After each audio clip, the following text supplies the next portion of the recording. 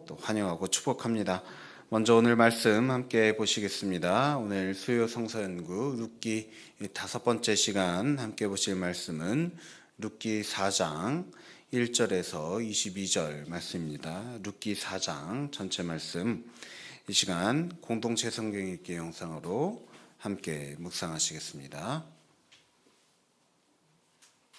제 4장. 보아스가 성문으로 올라가서 거기 앉아있더니 마침 보아스가 말하던 기업 물을 자가 지나가는지라. 보아스가 그에게 이르되 이리로 와서 앉으라. 그가 와서 앉음에 보아스가 그 성읍장로 10명을 청하여 이르되 당신들은 여기 앉으라.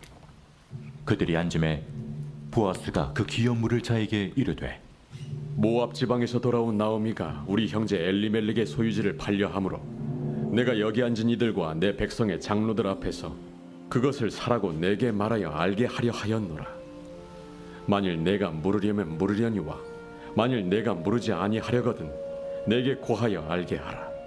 내 다음은 나요 그 외에는 물을 자가 없느니라. 그가 이르되 내가 물으리라 하니 보아스가 이르되 내가 나오미의 손에서 그 밭을 사는 날에 곧 죽은 자의 아내 모압 여인 루색에서 사서 그 죽은 자의 기업을 그의 이름으로 세워야 할지니라. 하니 그 기업 물을 자가 이르되 나는 내 기업에 손해가 있을까 하여 나를 위하여 물으지 못하노니 내가 물을 것을 내가 물으라. 나는 물으지 못하겠노라 하는지라. 옛적 이스라엘 중에는 모든 것을 물으거나 교환하는 일을 확정하기 위하여 사람이 그의 신을 벗어 그의 이웃에게 주더니 이것이 이스라엘 중에 증명하는 전례가 된지라. 이에 그 기업 물을 자가 보아스에게 이르되 내가 너를 위하여 사라. 하고 그의 신을 벗는지라. 보아스가 장로들과 모든 백성에게 이르되 내가 엘리멜렉과 기륜과 말론에게 있던 모든 것을 나오미의 손에서 산 일에 너희가 오늘 증인이 되었고 또 말론의 아내 모압 여인 룻을 사서 나의 아내로 맞이하고 그 죽은 자의 기업을 그의 이름으로 세워 그의 이름이 그의 형제 중과 그곳 성문에서 끊어지지 아니하게 하매 너희가 오늘 증인이 되었느니라. 하니 성문에 있는 모든 백성과 장로들이 이르되 우리가 증인이 되나니 여호와께서 내 집에 들어가는 여인으로 이스라엘의 집을 세운 라헬과 레아 두 사람과 같게 하시고 내가 에브랏에서 유력하고 베들레헴에서 유명하게 하시기를 원하며 여호와께서 이 젊은 여자로 말미암아 내게 상속자를 주사 내 집이 다말이 유다에게 낳아준 베레스의 집과 같게 하시기를 원하노라. 이에 보아스가 룻을 맞이하여 아내로 삼고 그에게 들어갔더니 여호와께서 그에게 임신하게 하심으로 그가 아들을 낳은지라. 여인들이 나오미에게 이르되 찬송할지로다. 여호와께서 오늘 내게 기업 물을 자가 없게 하지 아니하셨도다. 이 아이의 이름이 이스라엘 중에 유명하게 되기를 원하노라. 이는 내 생명의 회복자이며 내 노년의 봉양자라. 곧 너를 사랑하며 일곱 아들보다 귀한 내 며느리가 낳은 자로다. 하니라. 나오미가 아기를 받아 품에 품고 그의 양육자가 되니 그의 이웃 여인들이 그에게 이름을 지어주되 나오미에게 아들이 태어났다 하여 그의 이름을 오벳이라 하였는데 그는 다윗의 아버지인 이새의 아버지였더라. 베레스의 계보는 이러하니라. 베레스는 헤스론을 낳고 헤스론은 람을 낳았고 람은 암미나답을 낳았고 암미나답은 나손을 낳았고 나손은 살몬을 낳았고 살몬은 보아스를 낳았고 보아스는 오벳을 낳았고 오벳은 이새를 낳고 이새는 다윗을 낳았더라.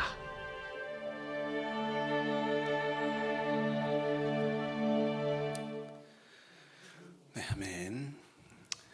오늘도 룻기 말씀을 통해서 이 연약한 자들을 사용하시며 또 인도하시는 하나님의 섭리를 깨닫는 시간, 또 저와 여러분 모두가 다 그렇게 쓰임받기를 사모하며 결단하는 시간 되기를 간절히 소망하며 축복합니다.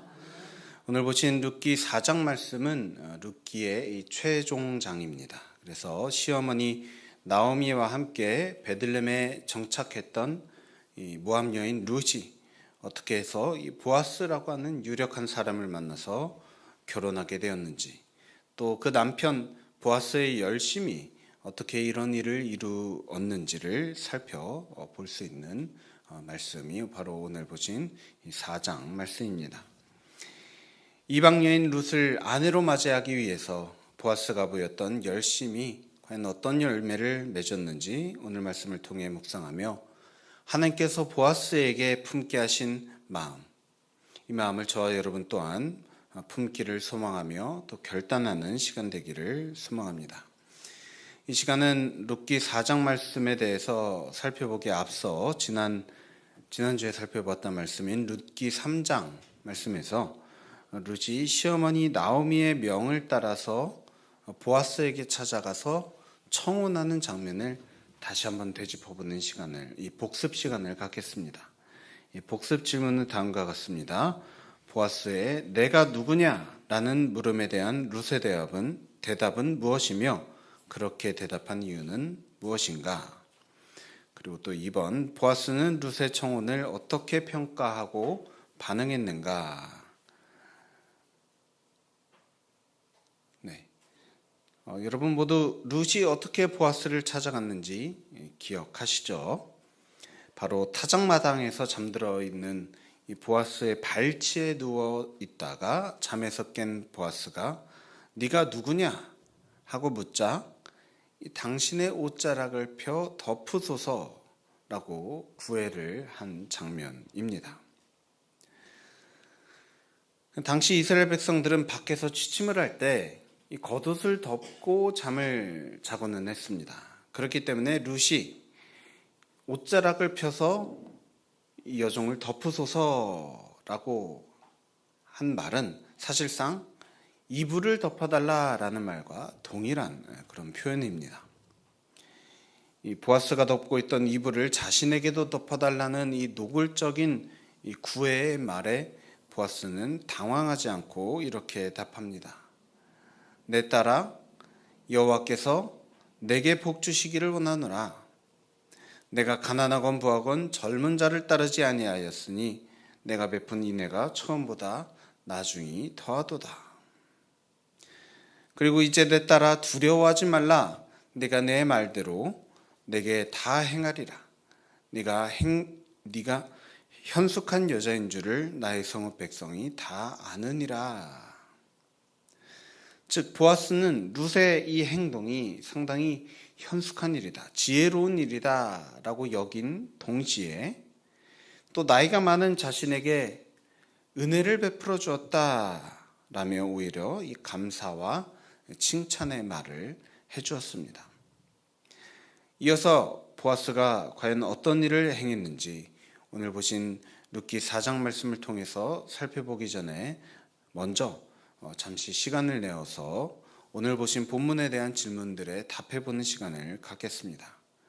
오늘 답하실 질문은 다음과 같습니다. 1번, 보아스가 법적으로 엘리멜렉의 기업을 물을 자가 되기 위해 충족시켜야 될 조건은 무엇인가? 또 2번, 우선권을 가지고 있는 아무개, 이 기업 물을 자죠. 아무개가 땅을 사겠다는 의지를 번복한 이유는 무엇인가? 또 3번, 아무개가 자신의 의지를 분명히 표현하기 위해 행한 일은 무엇인가? 또 4번, 모든 백성과 장로들은 보아스의 결단에 어떻게 축복했는가? 또 5번, 헤세드의 결정판인 두 사람의 결혼은 이스라엘 역사에 어떤 영향을 미쳤는가? 자, 이렇게 5가지 질문 지금부터 10분가량 이렇게 보시면서 문제 푸는 시간을 갖겠습니다. 네.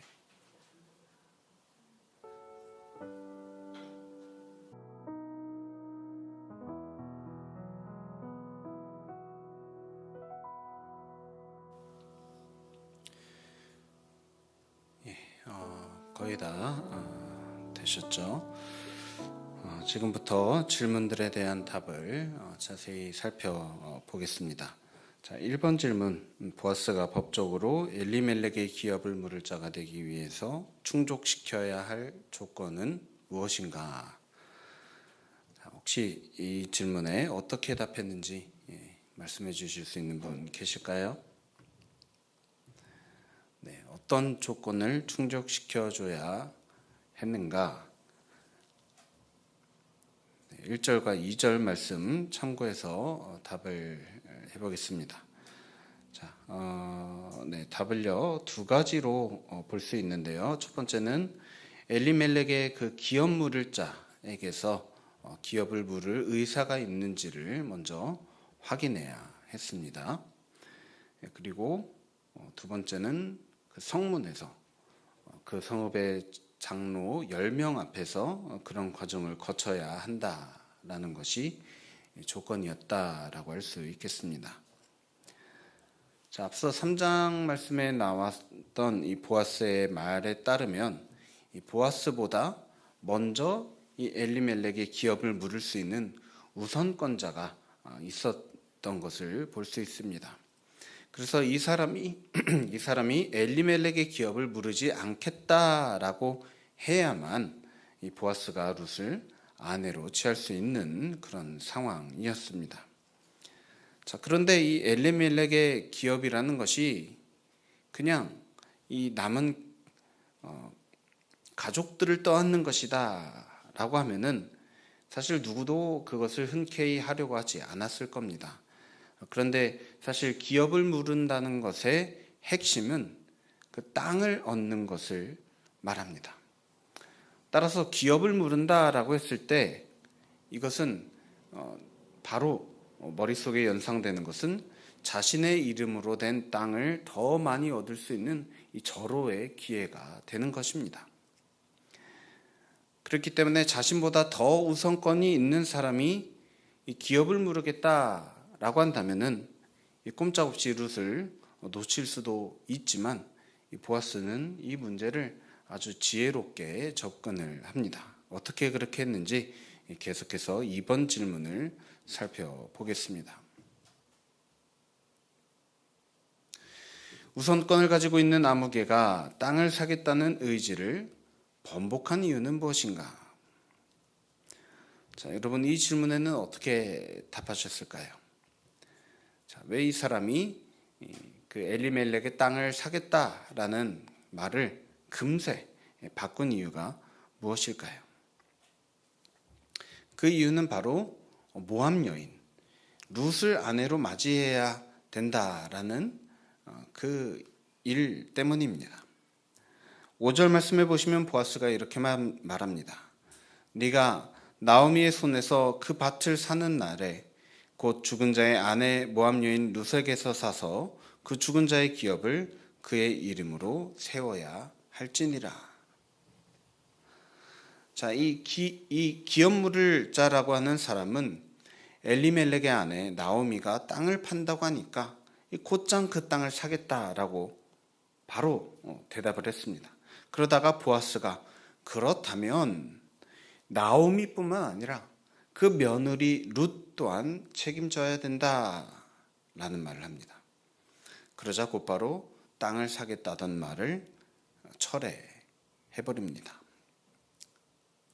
아마도 이 사람은 룻의 존재를 알지 못했거나 알더라도 이 기업을 물을 때 룻을 아내로 맞아 들여야 된다라는 것을 알지 못했던 것 같습니다. 어떻게 보면 이 기업을 물은다라고 하는 이 제도 자체는 알고 있었지만 그래서 그것을 통해서 자신이 이득을 볼 부분에 대해서는 아주 재빠르게 머리가 돌아갔지만 이방 여인 룻을 아내로 맞이해야 된다. 이런 생각은 그 머릿속에 전혀 없었던 것으로 보이기도 합니다. 그래서 땅을 물질, 룻을 사람으로 놓고 생각을 해봤을 때 이 사람은 이 물질을 향한 마음은 가득한 사람이지만 반대로 사람을 향한 마음은 거의 느껴지지 않는 그런 사람이었다라고 볼 수 있겠습니다. 반면 보아스는 어떤 사람입니까? 보아스는 그 생각이 정반대로 작동하는 사람입니다. 사람이 먼저고 물질은 다음입니다. 사람을 얻기 위해서 물질을 나중으로 생각할 수 있는 사람, 그런 사람이 바로 보아스이고, 또 바로 보아스가 보여준 긍휼이 넘치는 삶, 이 헤세드의 삶이었던 것이죠. 이어서 3번 질문 보시겠습니다. 아무개가 자신의 의지를 분명히 표현하기 위해 행한 일은 무엇인가? 자, 이것에 대해서 또 어떻게 답을 하셨죠? 자신이 더 이상 엘리멜렉의 땅에 대한 그 소유권을 주장하지 않겠다라는 것을 표현하기 위해서 어떻게 했습니까? 네, 맞습니다. 바로 신발을 벗었다 했습니다. 이 고대 이스라엘 백성들에게 이 신이라고 하는 것은, 신발이라고 하는 것은 권리를 뜻했습니다. 과거 모세도 하나님 앞에서 신을 벗어서 자신이 하나님 앞에 아무런 주권이 없는 사람이라는 것을 나타내야 했던 것을 우리가 생각하면, 과거 이스라엘 백성들이 신을 벗는다라는 것은 이 권리를 포기한다, 이 권리를 내어준다, 마치 오늘날 이 도장을 찍는 것과 같이 그렇게 사용했다라는 것을 알 수 있습니다. 마치 오늘날 우리가 인감도장을 주는 것과 같은 일이었다라고 할 수 있겠습니다. 이 도장을 찍어서 나는 이 일에 더 이상 관여하지 않겠다, 확실하게 의사표현을 한 것이죠. 게다가 이것을 10명의 장로들 앞에서 행했다라는 것이 참 중요합니다. 이 베들레헴의 10 장로들, 이 성읍에서 가장 영향력이 있는 사람들 앞에서 이 도장을 쾅쾅 찍는 그런 행동을 한 것입니다. 이 사람이 이렇게 한 이유는 사람들 앞에서 자신은 그 어떤 손해도 보지 않겠다라는 의사를 분명하게 표현한 것입니다.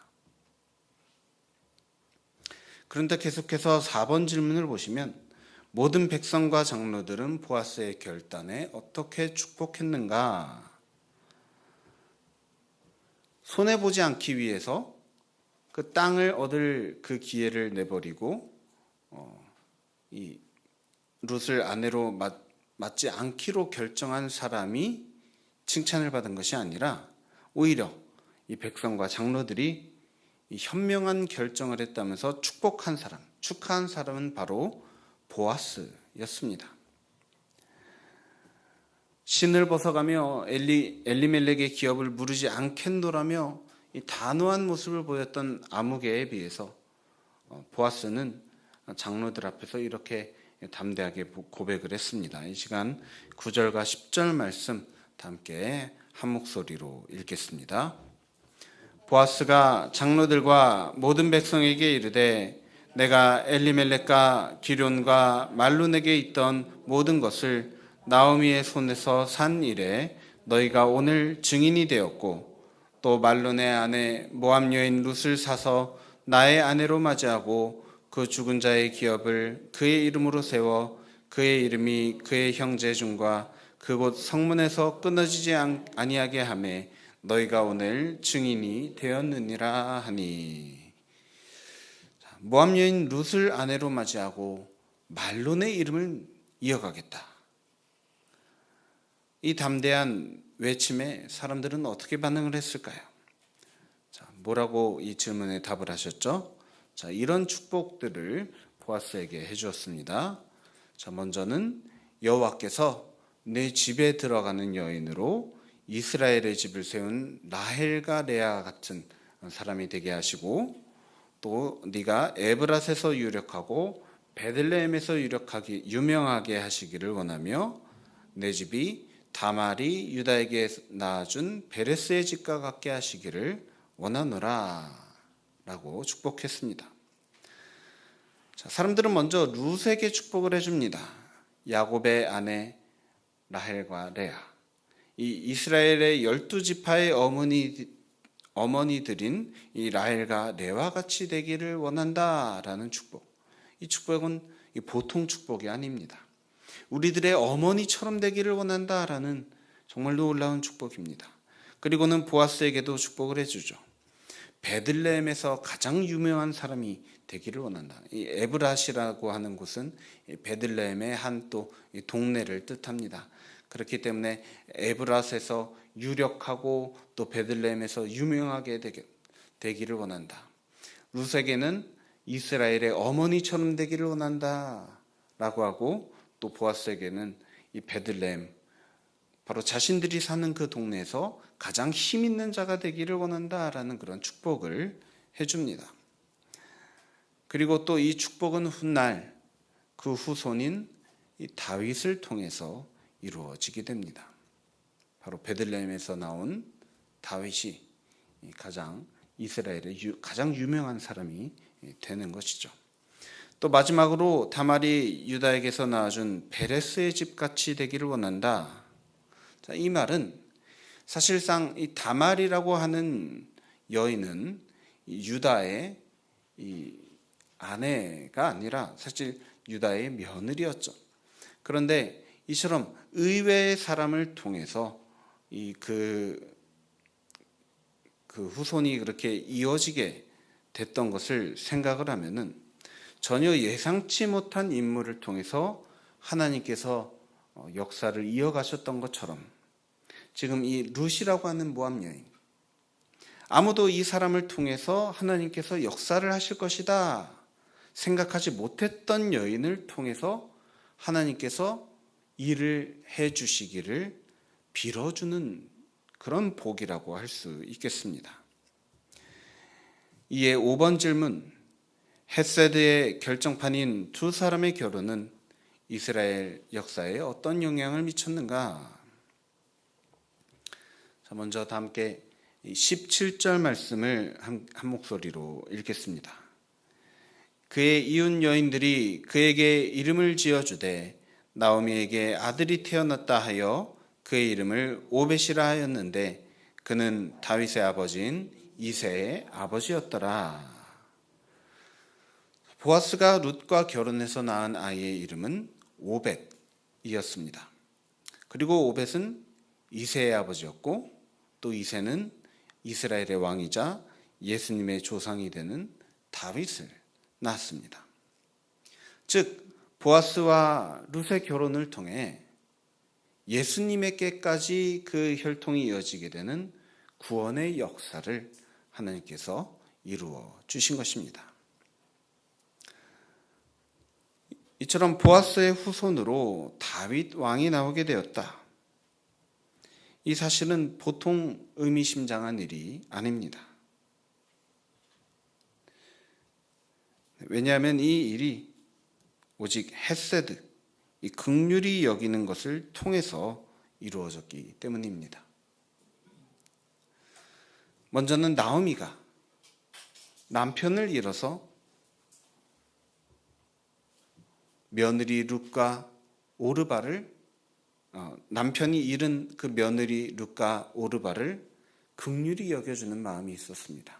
그래서 다시 베들레헴으로 돌아올 때 며느리들에게 너희는 다시 집으로 돌아가라라는 그런 긍휼을 베풀어 주었죠. 또 그렇게 말하는 나오미, 시어머니 나오미에게 룻은 아무 가족이 없는데 자신들마저 떠나면 어떡하나 하면서 그 시어머니 나오미를 긍휼히 여기는 마음이 있었습니다. 또 보아스가 이방 여인 룻을 긍휼히 여기는 마음들을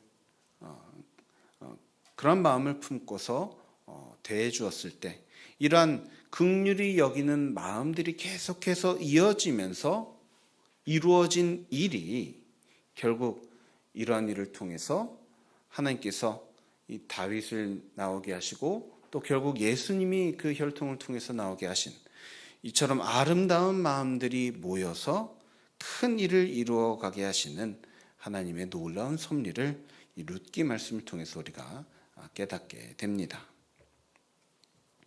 하나님은 이처럼 보아스가 룻에게 베푼 긍휼을 통해서 일하셨던 것처럼 오늘날 저와 여러분의 삶에도 우리들이 갖는 이 긍휼의 마음, 하나님께서 우리들로 하여금 갖게 하시는 이 긍휼의 마음을 통해서 일하시는 줄 믿습니다.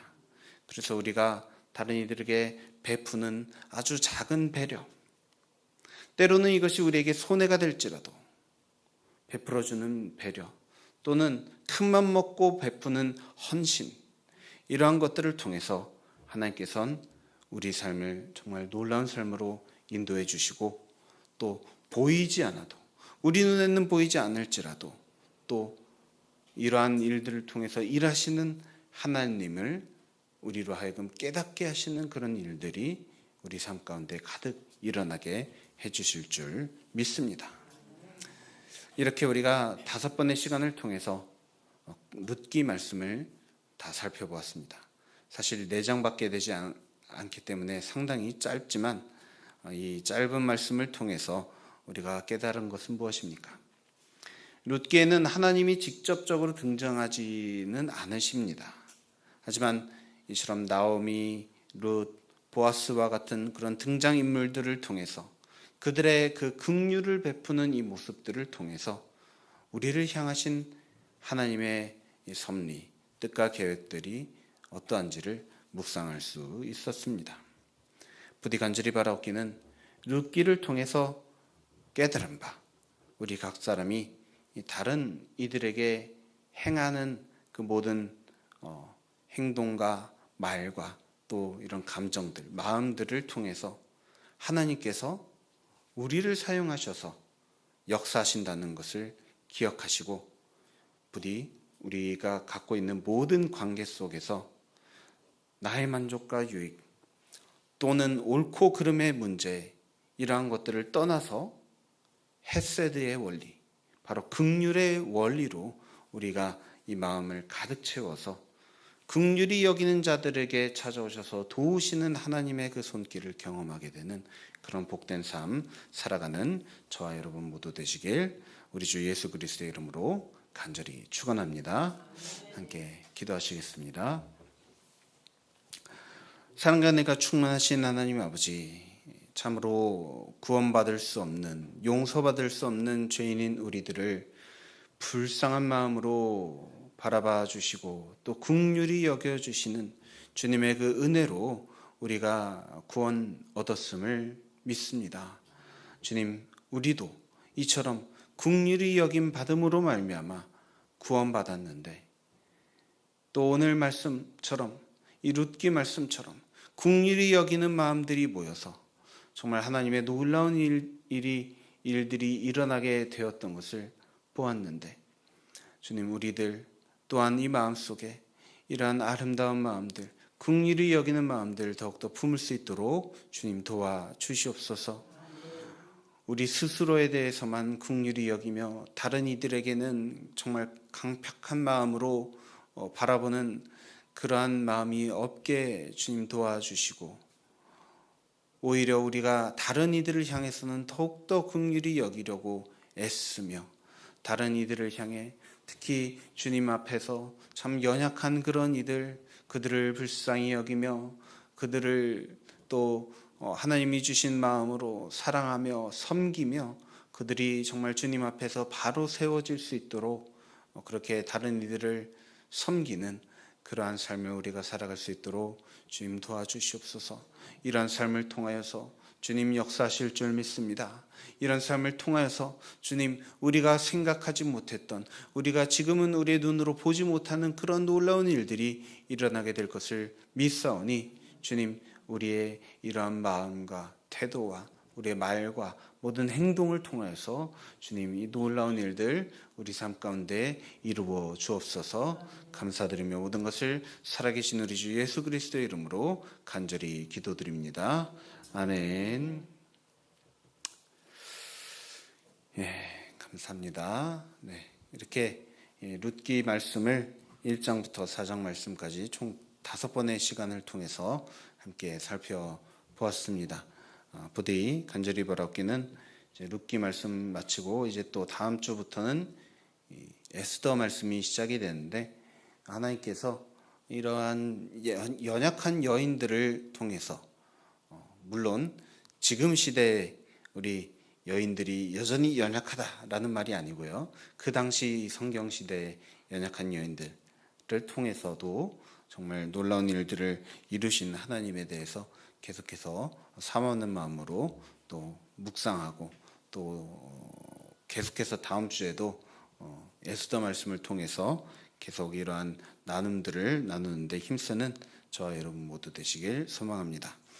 이 시간은 또